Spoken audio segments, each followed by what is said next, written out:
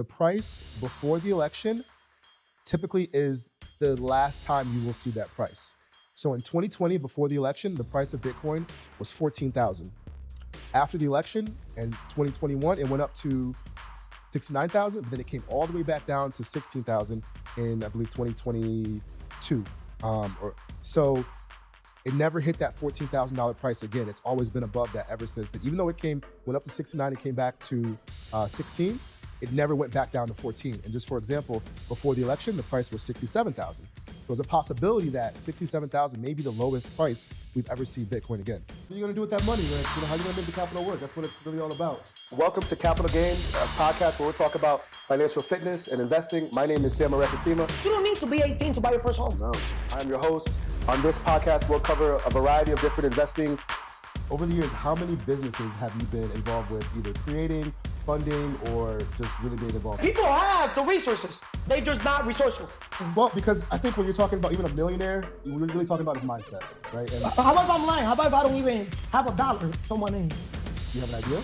Woo! And then the lender's gonna typically give you guidelines. They're like, we're only gonna give you this money if this property makes X amount of dollars. So when you're running your numbers and the bottom line is negative, the lender is not gonna give you a loan because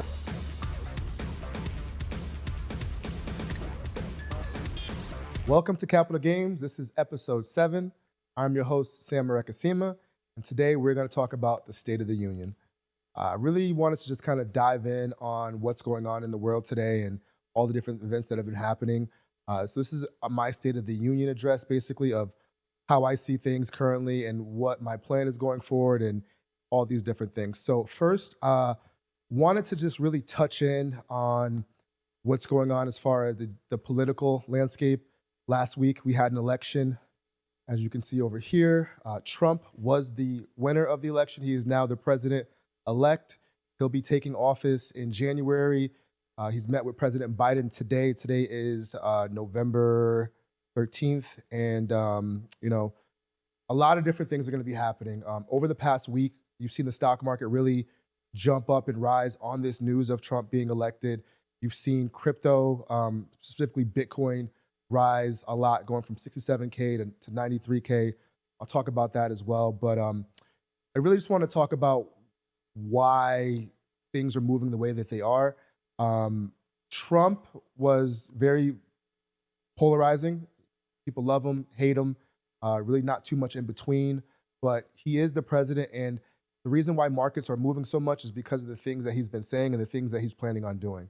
So some of his, by the way, this is not a political channel. I don't get into politics, and really who's president, I don't really think it matters too much on the day-to-day, but you do have to pay attention to what's going on in the market and how the landscape is shifting. This is called Capital Games, and when the board game shifts, you need to pay attention. So right now, the board game is shifting. Trump has a lot of different policies that he's gonna enact. One of them is being tariffs. So his plan is to actually put a bunch of tariffs on China, and his plan is to actually bring production, manufacturing back to the United States. Manufacturing has been outsourced to China for the past 30 years, and now his goal is to really try to bring it back, but that's gonna cost a lot of money. And if you look at the stock market, the thing that's moved the most was actually the Dow Jones. Why the Dow Jones? That's banks and big industrials. So in order to bring manufacturing back, he's going to have to support banks are going to have to give loans to businesses so they can start building infrastructure here. He wants companies to do their manufacturing here in the United States. We currently don't have the infrastructure to do that. So in order to do that, banks are going to have to give out big loans, probably subsidized by the government, and help. The government is really going to help certain industries come back to the United States. So with that being said, you've really seen, big industrial companies, banks really rise in value over the past week because they're anticipating what's about to happen next. Also, we have the Federal Reserve. They're actually currently cutting rates. That's going to make money cheaper to borrow. Who's going to borrow this money? Big companies. They're going to be able to now borrow money at cheap to hire employees, buy supplies. All these things are going to make the economy really start to grow and really grow. But this also can lead to inflation. Welcome to Capital Games. I'm your host, Sam Erekeosima. In this podcast, we will cover financial education, financial entertainment. We'll cover a variety of topics. This will be a community where people can give feedback, learn information, and if this is the type of content you like, subscribe, share, and tune in, and we'll catch you next time. And along with the Federal Reserve cutting rates, they're going to do something called quantitative easing. Quantitative easing is basically how the government prints money. When you see inflation and you see high prices, it's because the government has printed a lot of money and they made the value of the dollar go down. They've made dollars cheaper because they've increased the supply of money. So I have an economics background. I took economics at Rutgers, and we talked about these things, and now it's really interesting to actually see these things play out as the Federal Reserve has certain policy, as the government has fiscal policy, and they are also now going to be building roads, infrastructure. We may see some tax cuts. A lot of things are going to change over the next few months, and we really got to just wait and see what laws get passed, which laws don't get passed, to kind of really understand the full scope of everything that's about to happen. In addition to the Federal Reserve cutting rates, that's also going to lead to lower interest rates, or it should lead to lower interest rates. Interest rates right now are around 7%, which is pretty high, so it's actually making people probably not want to buy houses right now because it's expensive to borrow money. As they lower rates, more people are going to be applying for mortgages, looking for houses. And now, since the rates come down, that means that people can actually borrow more. They can offer more for houses, and you may actually see an increase in housing prices. So real estate is my main business. I'm a real estate investor. I have my realtor's license. And I predict, or I think over the next year, prices are going to rise as interest rates come down. As long as supply stays the same. If the supply increases, then the prices should come down or stay the same. But if the supply, especially in this North Jersey market like we're seeing, stays the same, which is probably one of the lowest all over the country, we're going to see an increase in prices over houses, and it's going to be cheaper to borrow money as the rates come down, and more buyers are going to enter the market, and that's just going to mean more bids on properties. And we've kind of seen how that's played out over the past few years. You've seen pre-COVID versus now, the prices in New Jersey have really just skyrocketed, especially the North Jersey area, as you have more New Yorkers leaving New York and coming to New Jersey to buy properties, now that you could work from remote and things like that. So all this being said, the landscape is shifting, and you really want to position yourself in a place where you're going to be able to win, and that your family's going to be able to win, and you're going to be able to do the things that you're really trying to do. So what I also want to touch upon next is, as we look at the election and what's going to happen next, and the Fed lowering rates, and the manufacturing and all those different things, we also need to look at the geopolitical landscape. You've got the Middle East, you've got Ukraine. We need to see if those issues get resolved. If they don't get resolved, what's going to happen next? To me, one of the underlying issues or underlying things that is happening is what's going on with China and Taiwan. If you're not aware, China really wants to control and own Taiwan and take over Taiwan. The main reason is because of the semiconductors. And as you've seen AI become more prominent, the chips that AIs need, they're produced by a company called Taiwan Semiconductor, and they are the largest manufacturer of semiconductors. And these are the chips that you're putting in AI, phones, and things like that. And this technology is going to lead the future. So whoever controls these assets are probably going to be the leaders in the future. So the US is trying to, control those assets so they can be the leader and, sell these chips to other countries and be the number one producer, where China is now trying to also be in that role. And that's really the battle that the US and China has. Is for years, the US has actually been the one exporting technology to all over the world. But now China's in that game as well, and they're really butting heads, and that's the tension that you're seeing with really the U.S. and China, is who's going to be the number one superpower as far as producing and economics, because whoever has the most economics and the highest GDP, those are typically the countries that actually run and rule the world, which is why also China is trying to get away from the dollar, because it's making the U.S. more powerful. And then you also have Russia aligning with China and creating the BRICS, which is another currency that they're, again, trying to get the whole world off the US dollar to make it less powerful.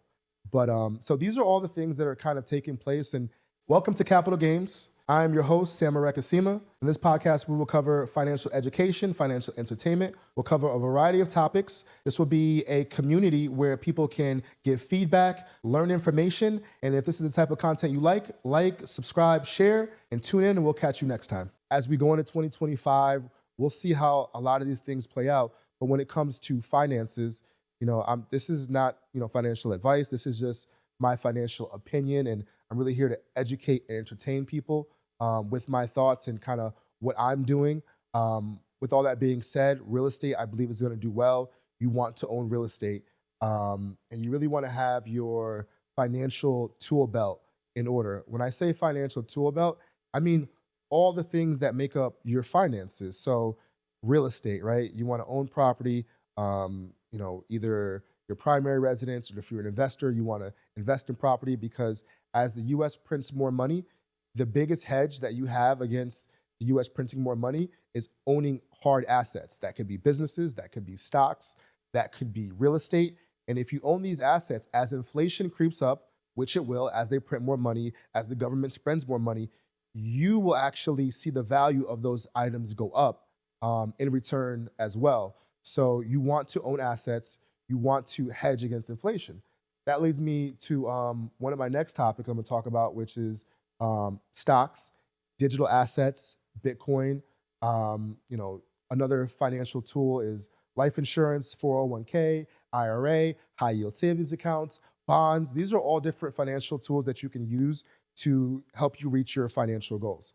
Now, I did want to talk about digital assets, specifically Bitcoin, because we've seen the price of Bitcoin go from $67,000 before the election all the way up to $93,000 today in about a week. Why is that happening? Because Trump has said that he would back Bitcoin, and he's going to make the US the Bitcoin central place for the whole world. We'll see how it actually plays out. But what's happening is he's saying that the US is going to buy Bitcoin as a strategic reserve and add it on the balance sheet. So if the US, the largest company, the largest country, the biggest, strongest country, starts buying Bitcoin and holding it on their balance sheet, it's going to force other countries to start holding it on their balance sheet, because they're not going to want to be left behind. So also, what you've also seen is earlier this year, BlackRock created an ETF, which is now the largest and fastest growing ETF in history for Bitcoin. They already have $40 billion in about 200 days, which is by far faster than gold, faster than silver, any other ETF that's ever been created. So what we're seeing is there's a new asset class, Bitcoin, digital currencies, that is really starting to take shape. And when you have a leader in the industry like BlackRock, which owns $10 trillion under management, now also buying it, and guess what? They're going to be telling all their clients you should be buying it. And that's why you're seeing the price really move, because people are front running it. They want to buy it before everyone else buys it. So I'll give you a quick breakdown about Bitcoin and how it works, because I'm sure you're going to hear a lot about it over the next few months. I actually did a Google search of Bitcoin, and this past week, there's been more Google searches of how to buy Bitcoin than the whole entire year, even before back in March, when it hit its previous all-time high of about 69,000. So Bitcoin is basically, they're calling it digital gold, right? It's a store of value. People are going to hold it. You want to hold it over time because it's going to hold its value, because the way that the tokenomics, is what they call it, works is there's only going to be 21 million Bitcoin ever created. Currently, there's about 20 million, which means there's going to be another 1 million that's created or mined over the next about 100 years. So the supply is limited, which is why the price goes up so much. Unlike the US dollar, unlike other currencies, you can't just print an infinite amount of it. There's going to be 21 million, there's 20 million now, and we have 1 million left. By the way, of those 21 million, they estimate about 4 to 5 million is already lost. So that means in actuality, there's only about 16 million, maybe 17 million of actual Bitcoin that people still have access to. Welcome to Capital Games. I'm your host, Sam Erekeosima. In this podcast, we will cover financial education, financial entertainment. We'll cover a variety of topics. This will be a community where people can give feedback, learn information, and if this is the type of content you like, subscribe, share, and tune in, and we'll catch you next time. Now, what also happens is every 4 years, there's something called a Bitcoin halvening, which just means that the amount of Bitcoin that's created every day gets reduced in half, right? So we had that happening back in March, which is when we saw the all-time high, and we went from producing 900 Bitcoin a day to 450 Bitcoin a day. So that emissions got cut in half, which is why you're seeing the crazy price appreciation now, because the supply is actually being lowered. And just for example, right, there's 450 Bitcoin produced every day. The BlackRock ETF, they buy about 20,000, or they bought like 20,000 in one day. That's more than almost, half, almost like 5 or 10 times the emissions, or 20 times the emissions in one day that they bought in one day. So since the supply, it's just supply and demand. Since the supply is shrinking, demand is rising, which is why we're seeing the price. Originally, I was thinking that we might see 100K Bitcoin maybe by the end of the year, but I mean, if things keep going the way they are, we might get it, before the end of the month. And then my original target for this cycle, by the way, again, the halving was in 2024. Typically 1 year after the halving, 2025 is when you see your peak of Bitcoin. So in 2020, there was a halving, and we saw the peak of Bitcoin around 69,000 in 2021. Also, this is also important to note, the price before the election typically is the last time you will see that price. So in 2020, before the election, the price of Bitcoin was 14,000. After the election in 2021, it went up to 69,000, but then it came all the way back down to 16,000 in, I believe, 2022. So it never hit that $14,000 price again. It's always been above that ever since then. Even though went up to 69 and came back to 16, it never went back down to 14. And just for example, before the election, the price was 67,000. There's a possibility that 67,000 may be the lowest price we've ever seen Bitcoin again. And the reason why I'm touching upon this is because this is new technology, and only about 5% of the world actually owns crypto right now. So if you're listening to this and you're invested, you're actually very early. And this is why BlackRock wants to be early, because they want to control the market just like they control the stock market and other things. So they want to be first. And now they've actually bought, I think, a total of 450,000 Bitcoin that they're holding. All this is to say, you want to be early on technology. If you had bought Tesla years ago, if you had bought Nvidia years ago, if you had bought all these different stocks that are disruptors in industries, you can have the opportunity to be early. So as you hold these assets, again, over time, 5, 10 years, you're really going to get the price to really move dramatically, 10x, 1,000%, and things like that. So I really wanted to just kind of touch upon that, to kind of tell the audience, hey, you're early, but also you need to be very aware that it's very volatile because it's early. Most of the people who end up buying Bitcoin and crypto are probably going to end up losing money this cycle, right? The cycle probably will end sometime 2025. If you're lucky, maybe 2026. But most people are going to buy when it's at all-time highs. They're going to buy when it's 120, 130K, because that's when they're hearing about it. And then they're going to see the price go up a little bit more, and then it's going to drop. Maybe not drop back down to 67,000, maybe 70,000, 80,000, and they're going to sell and they're going to lose money. But if you have a long-term horizon and you end up holding these assets over 4 or 5, 10-year period, then you have a higher likelihood to actually walk away, in the green.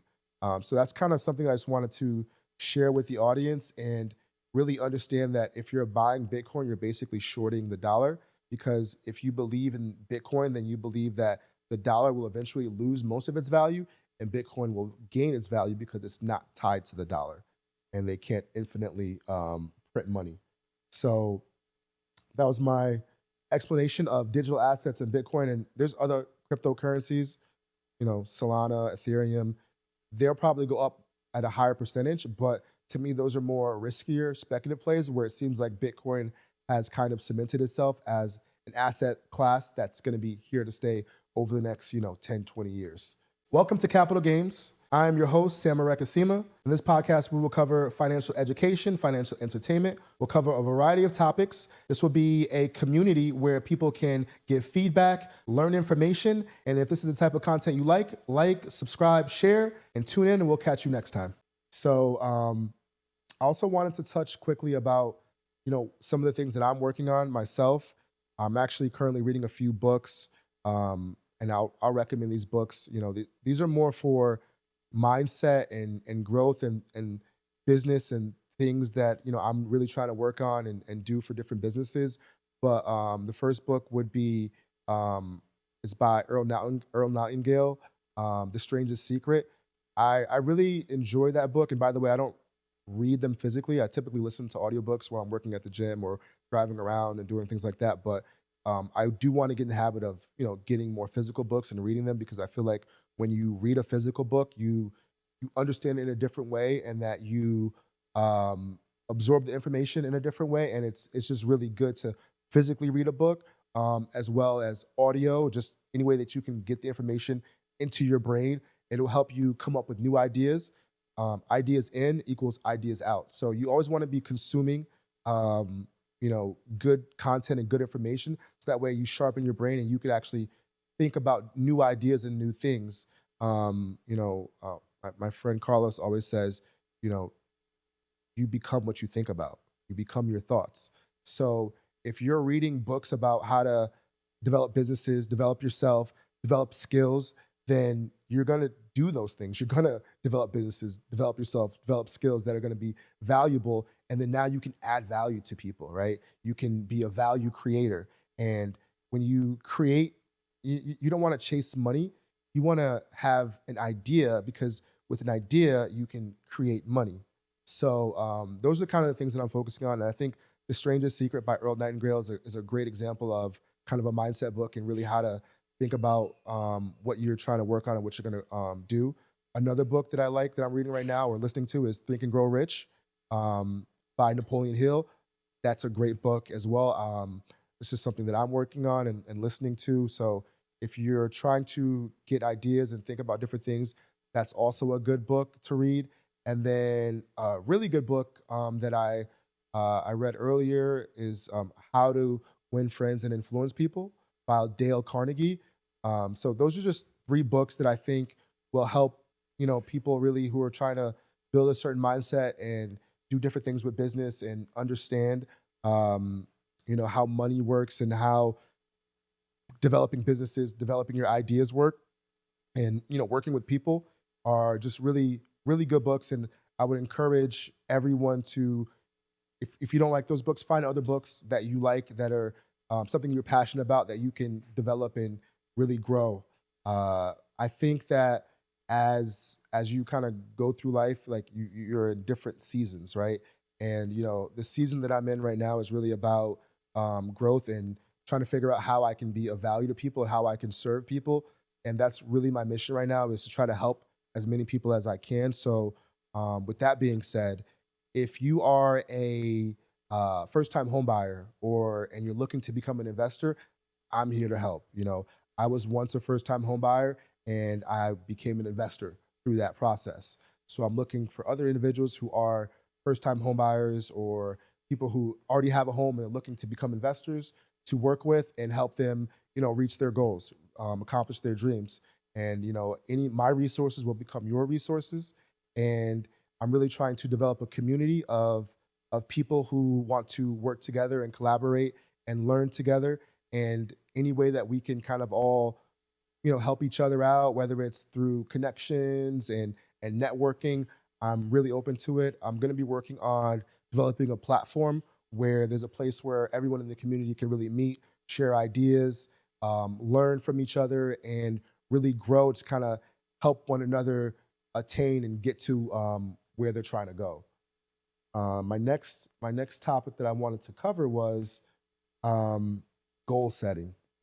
So it's Q4 2024. The year's pretty much almost over. A lot of people had goals that they came into the year with in 2024, and hopefully they made all their goals.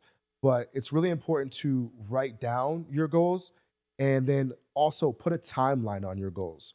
When you write down your goals and you put a timeline on it and you have an action plan, welcome to Capital Games. I am your host, Sam Erekeosima. In this podcast, we will cover financial education, financial entertainment. We'll cover a variety of topics. This will be a community where people can give feedback, learn information, and if this is the type of content you like, subscribe, share, and tune in, and we'll catch you next time. You actually have a great chance of achieving it. Whereas if you just have a goal and you don't have a plan or anything, it's basically just a dream. And now you can take your dream and make it actually attainable when you put a timeline on it, when you have an action plan. And then now, since you wrote it down, you can hold yourself accountable to it. So when you go back and you're looking at, your goals and your dreams, you can say, all right, I did X, Y, and Z. I didn't do this. And this is what I need to do to attain that. So a lot of people right now are preparing for 2025 now. They've already started working on their goals for 2025. You don't want to wait till January 1st and you got your New Year's resolutions and you want to do this, you want to do that. Start it today. Start it now. Whatever it is that you were trying to accomplish, and if you didn't finish it in 2024, start today. So that way in 2025 comes around, you can look back and say, yeah, I wrote this down and I wanted to accomplish X, Y, and Z, and I did it, or I didn't do it, or I came 50% there. And then now you can strategize as to how you're going to complete that goal. I'm actually looking forward to kind of looking at what I wrote down, because at the beginning of the year, I wrote down a kind of a list of goals and things that I wanted to do and accomplish. And I'm looking forward to sitting down. I'll probably go over the next few weeks and really kind of see where I'm at with it and what the future is. Now, and the thing is, sometimes you may change your goals, right? I think for me, I'm definitely going to end up changing some of my goals because I think I was probably thinking too small on some of them. And it's like, why limit yourself, right? Your mind is your limiting thing. So whatever goal you set, I mean, that should be like the bare minimum. And you want to really shoot for something that's really out of your comfort zone and maybe it's almost the impossible, because you can do the impossible if you have that mindset and you do the actions that go along with it. If you plan it out, whatever that goal is, put the goals and put the plan together where you can actually take actionable steps and, kind of reverse engineer it. So if you wanted to open your business and do 100 million in sales, all right, so what resources do I need? What people do I need to network with? Who do I need to know? Maybe the people that you're around right now aren't the people who can help you get there. So you got to figure out how to network, how to get into the rooms with people who are actually going to be able to help you align with getting your goals. And typically, if you help somebody reach their goals, then you in turn will reach your goals. So that was really kind of the state of the union that I really wanted to cover and talk about a lot of these topics. And yeah, just going forward, if you feel like this is the type of content that you like, and if there's certain topics that you want to cover, comment. I'm open to talking about basically anything, and if I think it's going to help and be helpful and impact people, is definitely something that I'm going to want to talk about. I want to make this really interactive platform and a place where people can bounce ideas off each other, find resources, and just really a tool for people to connect and grow. So if you like this type of content, like, subscribe, share, comment, good, negative, whatever you want to say, I'm open to it all. This is a process that I'm really enjoying, is sharing content and talking about the things that I'm working on and sharing the information that I'm learning as I'm going through life, and I'm going through different business ventures, and just really trying to figure out how I can impact people and help people. So with that being said, tune in next time, and we'll really cover more topics about finance, financial education, financial entertainment. And thank you, and we will see you next time.